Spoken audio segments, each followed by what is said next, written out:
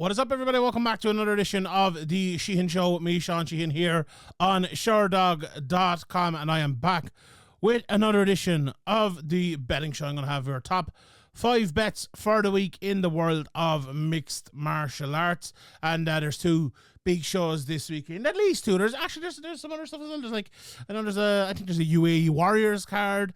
Is there an EFC card as well, or was that? No, maybe that was last week. I was looking at it at that EFL card as well last week, and there was a few interesting fights in that. I think Shorty Tar was one, but anyway. But I'm going to concentrate here on mostly the Bellator Paris card. That's, I think, obviously the best card of the weekend. Although it's not the best Bellator card either, and I think we might have even better ones coming up fairly soon. But the UFC card, not great. Great main event. Really like the main event. But I have 5 bets for you anyway, and we'll no matter how bad the fights are, the bets can still be good if they're winning. So we'll get through it, and we'll have a look at those bets. Before we get to those bets, though, let's have a quick look back at last week, and it was another good week. We went 3 from 4 the week before last. Last week we've also went 3 from 4, so happy enough with that. And there was 5 winning picks in that because I gave you 2 doubles, and both the doubles came up. So the first double was Ali Taleb and Abdul Al-Khatani. They both won, and that was a -163 double. Then there was a -175 double from KSW of Bartosinski and Vorshek. Both of them also won. You know, not amazing prices, but still winners there. And Derek Lewis as well at -145 to win. Obviously he won as well. The ones that didn't win were Despain, round 1. That didn't win. And Terence McKinney as well via KO. You know, with Terence, it's either get knocked out or knock out yourself. And unfortunately for him, it was he was on the wrong side of it this time. So the Flyers this year have been pretty bad. I won't lie, they have been awful. Last year we had a great run. I think I hit something like 7 in the first 15 or something like that. I don't know, but this year it's been an absolute disaster. We've only hit 2, and we're nearly at the half point of the year. Absolutely awful. But we're back to 50% on the other bets. We're at 36 out of 72, which, you know, maybe not amazing either, but I do look at the prices. I like to give you better price bets. I don't like to veer too far from even money, and that's what we have last week again. And I'll take 3 out of 4 any day of the week, and I'll take 5 winning bets, 5 winning picks any day of the week either. So we'll go from there, and hopefully we will take it this week as well. Right, let's get straight into it here. No dilly dallying today.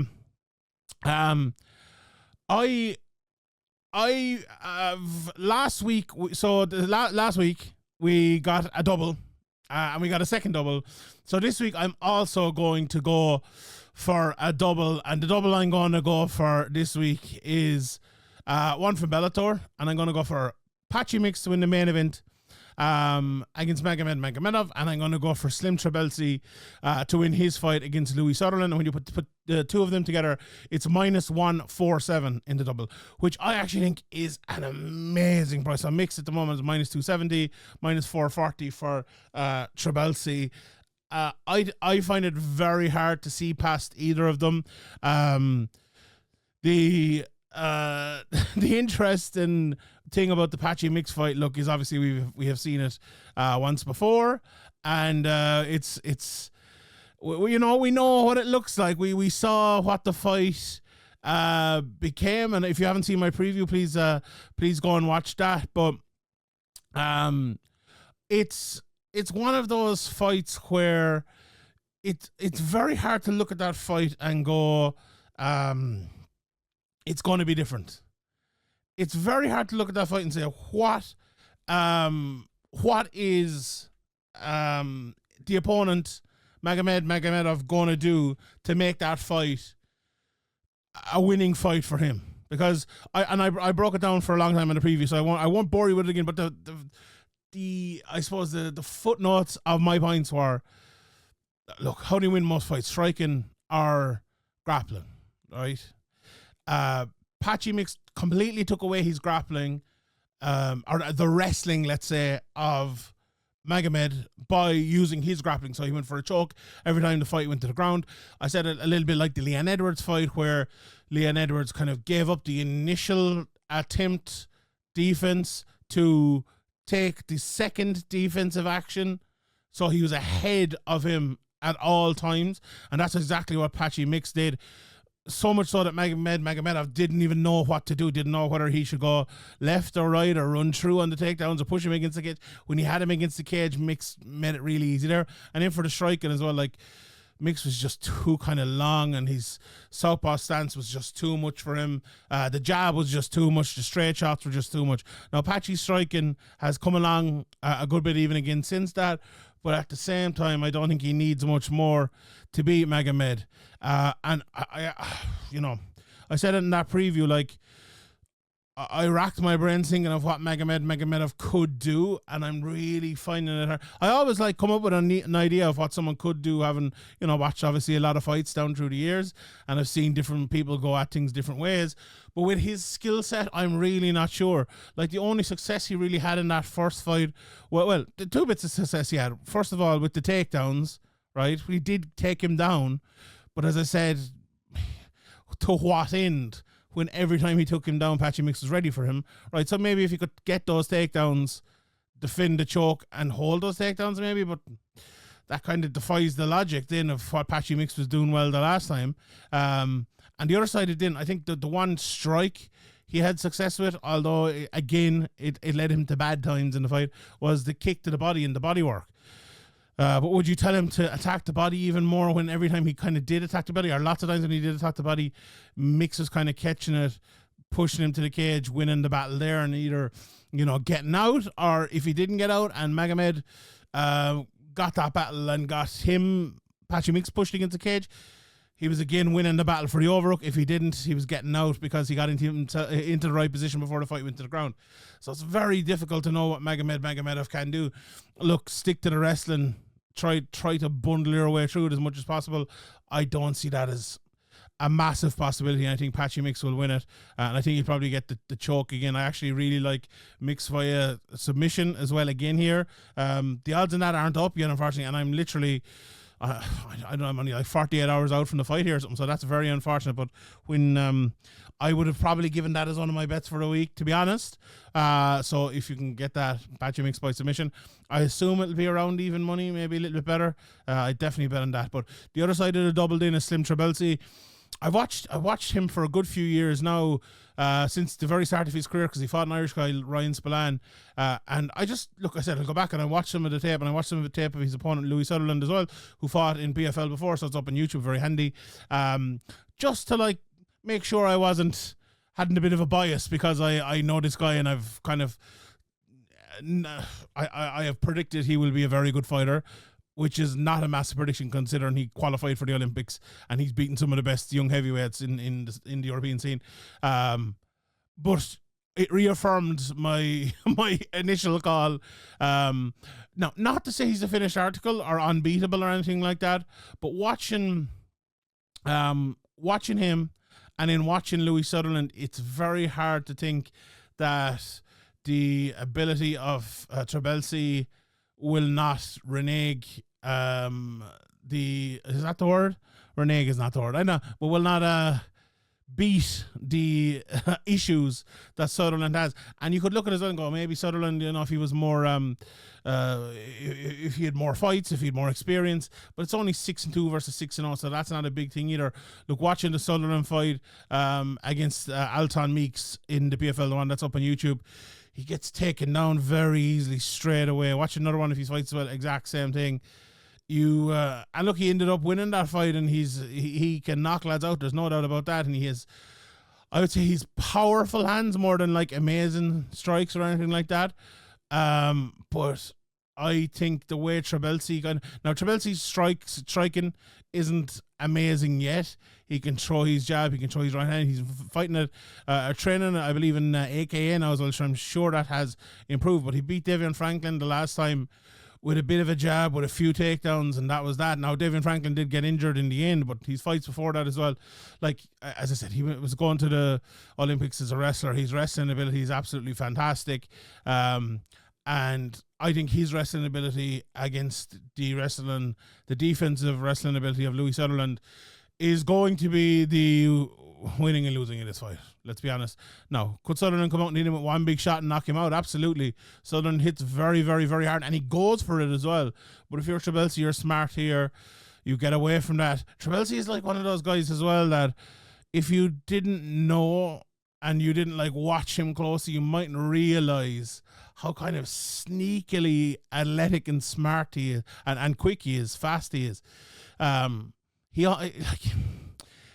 Derek Lewis is a little bit the same, actually, in a very different sort of way. But like sometimes, like that Derek Lewis shot that he landed at the weekend, like only a guy that's like fast and athletic is going to land that. Like there's been a lot of fighters down through the years like that, you know, and especially in heavyweight, like Junior Dos Santos is one. Maybe you could see it more with Junior Dos Santos, but even say like a Mark Hunt was kind of like that as well, or you know, Gagne's a more obvious one. But it's funny when you see heavyweights like that, like watching last week Nascimento and Lewis. That was the difference. And that's why I picked Lewis to win, and that's exactly why he did win. He was just a little bit quicker. And at heavyweight, where power, you know, Aspinall and Pavlovich is a great example. We saw Pavlovich was probably the more powerful guy. He landed a bigger shot. But Aspinall was a little bit quicker and was able to get back to it and landed the next shot the quickest to win the fight. That is, at heavyweight, it's so important. And especially at the lower ranks of heavyweight, or the up-and-coming ranks at heavyweight, massively important. Trabelsi has that. Look, we'll see how far it translates up the divisions, but at the place he is right now, I think there aren't many lads that are going to catch him unawares, and I think he'll win this fight. So that's bet number one, the double of Patchy Mix and Slim Trabelsi at -147.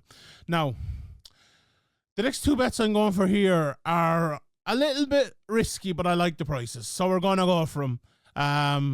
And the first one I'm going to go for is over in Bellator Paris as well, and it's Yves Landu at +170.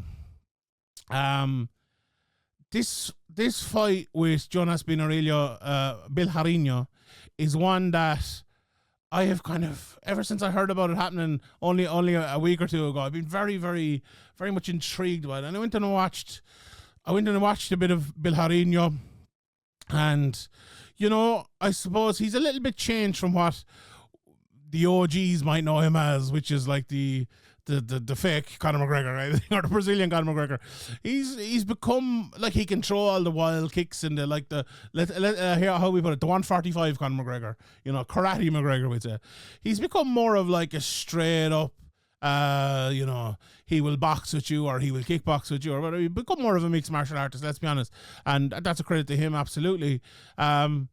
But I think it takes away some parts of the special ability that he had. Like, we saw the wheel kick in the Dynamite Contender Series, but if you watch back that whole fight, I was talking to my guy Spencer Kite about it, and you know, he made the point to me like he didn't really do much for the rest of the fight, you know, which is very, very true.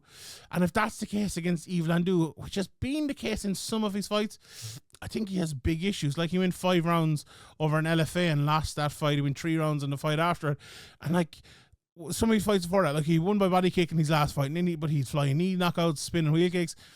When one of those things don't land, you know, it's tough for him. It really, really is tough for him. And against a guy like Yves Landu, who also has the ability to land those shots, I think there's 2 ways for him to lose. So one of those big, massive shots that Yves Landu can throw, you know, we all remember, I suppose, and sometimes we get too caught up in it, that knockout against Terry Brazier. But like, his ability to beat like Piotr Nijelski, I can't tell you how good of a win that is. He can grind out those fights. He's won 4 in a row now. He can wrestle. He can fight on the feet.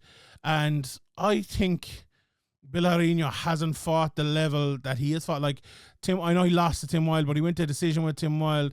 As I say again, Nijelski, and you know, even back in the day, the guys like Jay Furness, and he fought Barnaby in fucking 2011, and he's been fighting guys, good guys, for a long, long, long time. And I think this is another fighter who is maybe a little bit underrated, taking on a guy who's maybe a tad overrated. Now, at the same time, having said that, I'll say it again. When you go up in a level like this, like Bilharino is, you'll either rise to it or you won't. And the other side, not to make an excuse for myself here or anything, which I kind of am a little bit, but 37 years of age for Landu. It's 6 months since he has fought. You know, sometimes it can be the end of the road at that age for lads, but I don't know. I like the pick. I feel like, again, the two ways of winning, landing those big shots, if you can avoid the big shots of Bilharino, he's, as I said, very fast, sees them coming an awful lot. Look, he's only been finished twice in a 29-fight career. That's not a whole lot. And, you know, that was over in Risen. I believe that was in relatively short notice. I think it was a ground and pound knockout or something like that. So really, you know, never like knocked out clean like by someone like Bilharino in his career before. So yeah, I'm going with Landu. I like him in the underdog pick here. I think the price is too big, and that's bet number 2 of the week. Bet number 3 is this, again, a bit of a risky one and a bit of a field pick, but I'm going with a kind of a newcomer to the scene in Ekaterina Shakalova, who's taken on Aspen Lad. She's 8-1 here, as I look on Sherdog.com, and 26 years of age. Watching some of her fights, she's a very, very, very good fighter. Tough, athletic, strong. She fights out of the same gym, and just looking here, Ruslan Magomedov, Denis Kuradinov, maybe not the biggest gym, or the, you know, and you know, she's fighting out of Ukraine, and we've seen a lot of Ukrainian fighters doing obviously very well recently. But her win against Anna Silva, who is, you know, who's been in Bellator, she's not won all of her fights, but she's a good solid fighter. To beat her in her first fight over there, and watching some of her fights before that where she just looks so impressive, I think, look, again, a massive step up here against someone like Aspen Lad. But I think the biggest issue for someone like Aspen Lad has always been people who are like better athletes than her. If you look at the losses, right, and it's easy for me to go in here and and look at Harrison, Pennington, Dumont, Durandamy. You know, no problem, easy for me to do that. But it's the one loss against Elena Kaleshnik that I think is the big one. Now, that was a majority decision, a close fight, absolutely, right?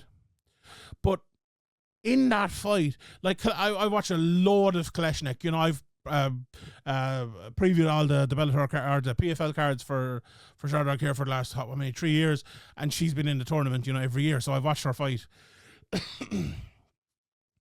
probably more times than she's fought, considering watching them back and forth, right? So what is she? As I choked in it, she's a good judoka and very strong, right? And Aspen Lad just struggled against that. Like, she always seems to struggle against that. And as I said, okay, it's easy to throw out some of the names, but like, I think Julia Budd is the only name I'm looking at here in her record, you know, that she actually beat. Like, maybe you could say Sajara Eubanks as well, but she's never beaten anyone that's like stronger or bigger than her.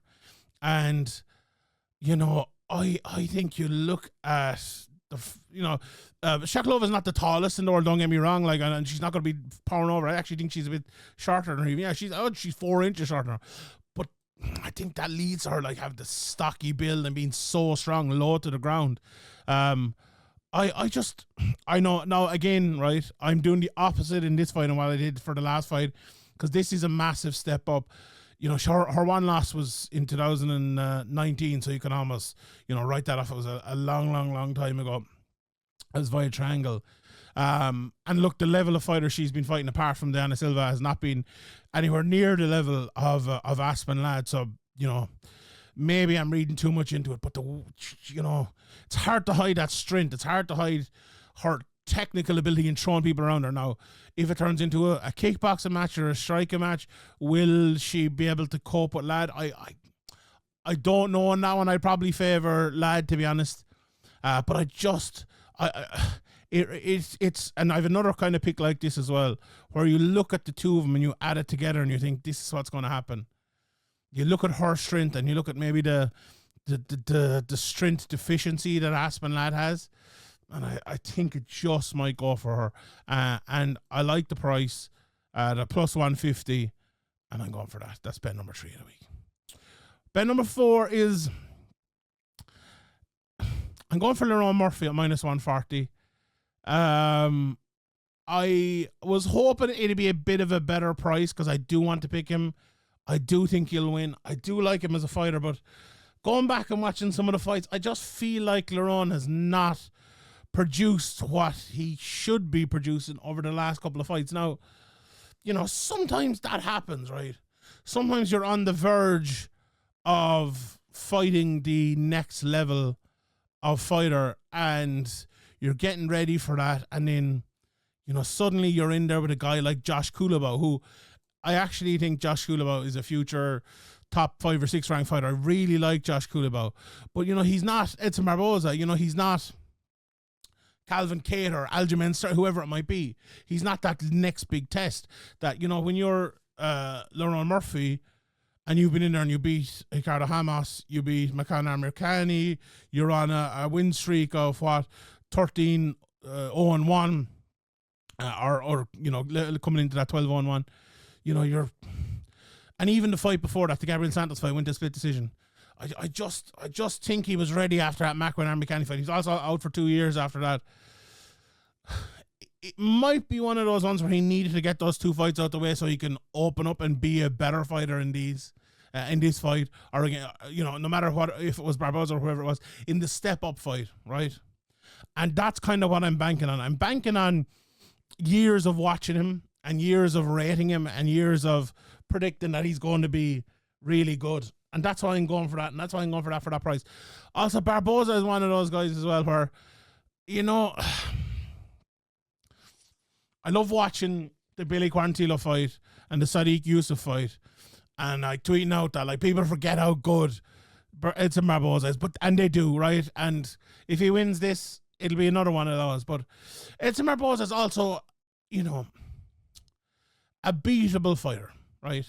If you're talking about fighters in 155, 145 over the last, how many years has he been there? Let's have a quick look here on Sherdog.com. Can I pull this up as we go? I can.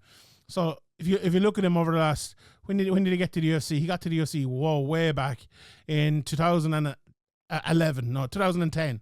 He's been in the UFC for 14 years. Look at all those fights. And look, the only guys he's lost to Jamie Varner, who's one of the top guys in the world at one stage, Cerrone, Johnson, Ferguson, Habib Lee, Gaethje, Felder, okay, Ige, maybe Shikadze and Mitchell, maybe not at that same level, but still in all, right? If you're to rank him in the top, you know, where would you put him in the rankings of the top lightweights and featherweights of the last 14 years? You probably have him definitely top 15. You probably have him top 10 maybe, like, of consistent guys. Okay, maybe not the best guys if you're to pick one from kind of each 4 or 5 year generation, but the consistent guys, he's right up there. He's been consistently one of the best guys in the world for a very, very long time. But look at all the guys he lost to. It's all of the guys who have gone to the next level. Has he ever beat anyone who's gone to the next level? Okay, Anthony Pettis, yeah, and you know, you could say Gilbert Melendez, and that's, you know, that's kind of it. That's kind of it.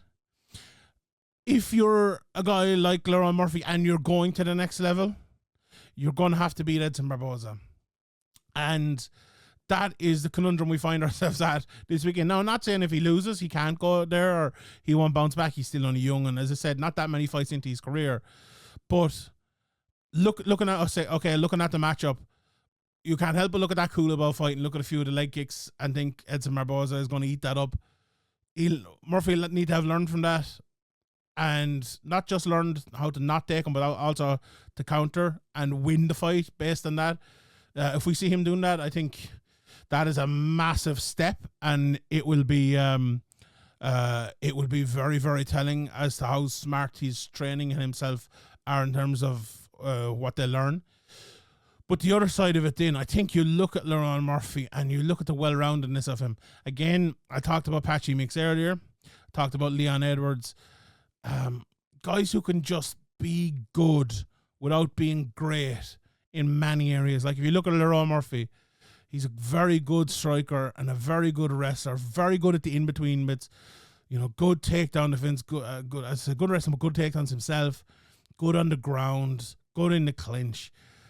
He can kind of just do it all, really. And if he can add in a bit more of the spectacular nature back in again against a guy like Barboza, if he dominates him with that technique, I suppose, early, I really think this could be a coming-of-age fight for Murphy. Now, maybe it won't be. Maybe Barboza will do what he does to the younger lads who are not ready yet and might never be ready. But I really like Murphy's game. I also think he showed in that Kulaba fight he's able to get a takedown when he needs to get a takedown. And I think that could be vital against someone like Barboza, because we all know Barboza, right? If you weather the storm, you get a few takedowns, you take away the gas tank from him, it makes the fight easier. Now, Barboza has showed he has a second wind, absolutely, but it makes the fight easier. That's what Murphy needs to do here, and I think he will do it. I think those takedowns, well timed, will make the fight easier for him as it goes, and I think he will win it. Right, the final bet of the week. I changed this literally right before we started. I know you might have seen me typing up earlier because I actually forgot to change it in my notes. Right, so the bet, the flyer of the week is Chaos Williams to win by decision at plus 550. Now, you might be thinking, Shawnee, Chaos Williams and Carlton Harris, these are two mad lads altogether. Surely someone's getting knocked out there. And you know what? You're probably right. But I decided I'm going to take maybe a more analytical route here. I watched a good... I really want to get this one right. I put a lot of effort into this, looked at it an awful lot, and I feel like we might have the one here, right? So, here we go. Let's have a look at the stats. Can I pull them up here? Let's pull them up on screen for you. Chaos Williams here. Kalinn is this, you know. Chaos the Ox Fighter, they're calling him, right? Okay, 14-3. 43% of his wins go to a decision. 100% of his losses have gone to a decision. So, what's that? 9 out of 17. More than half. 9 out of 17? Yes, more than half of his fights have gone to a decision via our good friends here over on Sherdog.com. Let's look at Carlton Harris. 19-5. Decisions, wins, 42%. 8 of them. Decision losses, 3 for 60%. So that's 11 out of 24. Not quite 50%, but coming up on it there, right? So a lot of these two lads' fights go to a decision. A whole lot of them, right? And the betting odds for, and I can pull that up for you yet again here. The betting odds for this are very much weighted in the fight not going to decision. So the over-unders, the under 1.5 rounds is only plus 117. The under 2.5 rounds is minus 190, plus 140 for the over. So the fight goes to a decision. We look at it here, pick out any one of them, plus 180 that it goes to a decision. So the favorite for it not to go to a decision. So minus 250 for this fight not to go to a decision, despite all the decisions that both of these lads have had in their career, right? That, you know, that's a bit illuminating when you look at it and you're looking for a flyer. So that's my study that I put into it from the analytical point of view of the numbers analytics. From the fight analytics, do you know what? I watched the Carlton Harris fight against Jeremiah Wells. Now he got the Anaconda choke finish in the third, okay? And the problem with these lads is, right, that can happen. They do sometimes come out and they look like they're not going to get the finish, and then it does.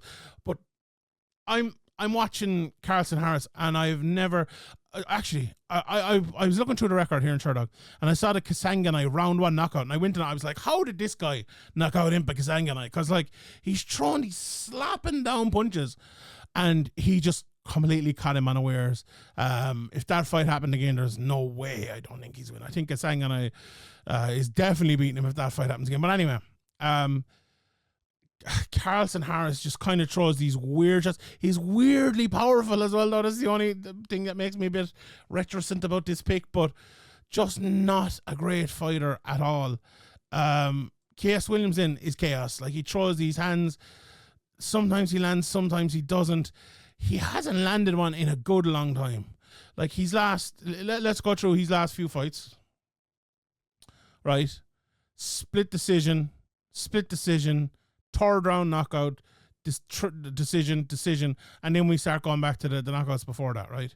So for Chaos, it's been a lot of decisions recently, and a third round thrown in there as well in the last 1, 2, 3, 4, 5 fights.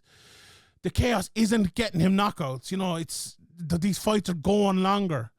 And as well, when you watch both of them, the way both of them fight, they fall into their opponents because there isn't like there's a lack of technique there. You know when you see a really brilliant technical fighter, Lerone Murphy's a good example. Edson Barboza is a good example. They don't fall over their shots. They don't fall into their opponents. They don't get stuck in clinches. Now, everyone does when they get excited a little bit, but these lads get excited, when they hear the ding, ding, ding, or that's when they get excited, and they're falling over into their shots. That leads to a lot of clinching. That leads to the clock running out. Sometimes it leads to ground game. I watched Harris as well. He went to the ground in one of his recent fights. It was that I believe it was the Wells fight as well, yeah. And he just been minutes upon minutes on the ground. Good at defending on the ground as well, and is like very defensive. Defensively good, but very defensive as well. Doesn't get hit much. And I could really see Chaos falling on top of him. Now, I think Chaos has got a big knockout via kind of ground and pound from on top as well, but I think this fight's going to go longer. I think the stats are with me. Watching the fighters as well, just being a little bit off. The last 2 fights in a row for Harris as well.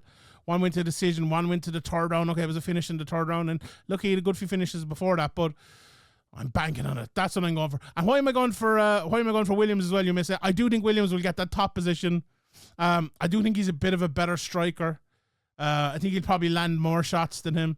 Now, if it gets into like the tired later rounds, I could, like those weird clubbing blows of Harris could start to land, but I do think there's going to be a full round of Williams on top and probably another round where he gets on top for a little bit. And I think that might be enough to win it. So, yes, that is that. And those are my 5 bets for the weekend. Okay, let's go through some of the other bets from the weekend. So here is, first of all, Bellator. We talked about Patchy Mix, straight up price, best price there, minus 270.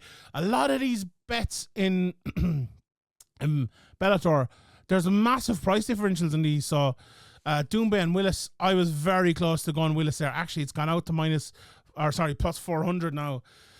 I think that's literally happened in the time we've been recording this. I very well might have gone for Willis as my my flyer of the week. Do you know what? Can I add that? Can I throw in an additional flyer? I'm going to throw that in.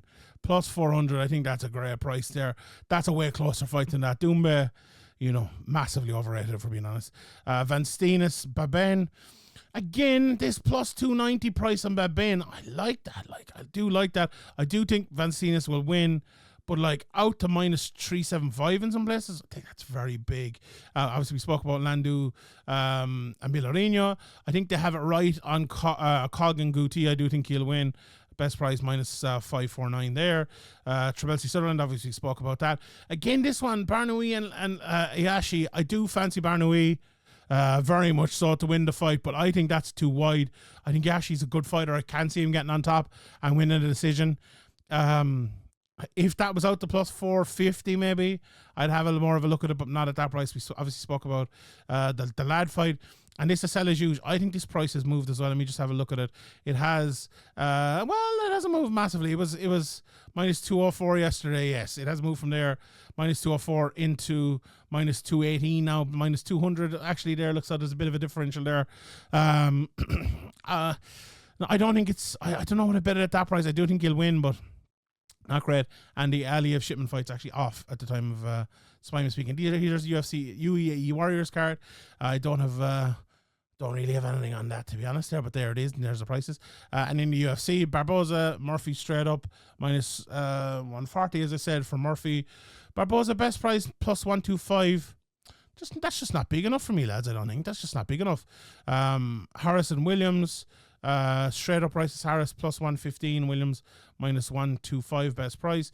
Then Yanez Salvador, I like Yanez there, minus 345. Think that's just about right. Could be even a little bit better. Hill Pinera, I wanted to give you this to go to decision, but as you see here, the prices aren't up yet. I think that's probably going to a decision. I don't like giving Angela as a betting, so I'm gonna avoid that one. The Umar C fight. Who is he fighting? Is he fighting Tricoli now? Let's see if it's I think that's the right fight if I'm correct. But yeah, I haven't had a chance to look at his new opponent yet. But C is a very good fighter, and I'd probably encourage you to back him no matter who he's fighting. To be honest, at that level. Grimbo, to be minus 134 favored. I'm not sure about betting on that after the last performance, so I'd maybe leave that out. Honestly, lads, I like Warley Alves as an underdog here. Abus Magomedov was bad in that last fight. So yeah, we've got Vidal with a big price between them as well.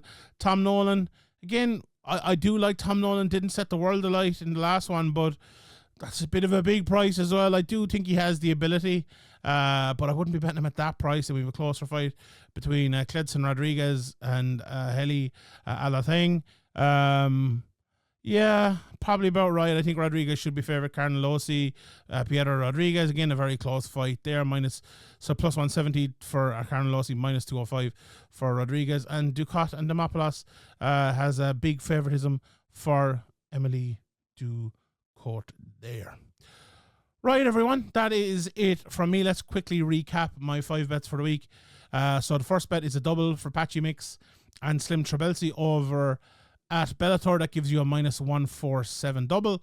Plus 170 for Yves Landu over in Bellator as well. Plus 150 for Ekaterina Shakalova. Lerone Murphy in the UFC main event, a minus 140. In the UFC co-main event, I'm going for Chaos Williams to win the decision at plus 550. All right, everyone. Thank you very much for tuning in. Please bet responsibly in the comment section below. Please leave your best bet for the weekend. Enjoy the fights. My name is Sheehan for Sherdog.com, and I'll see you all next time.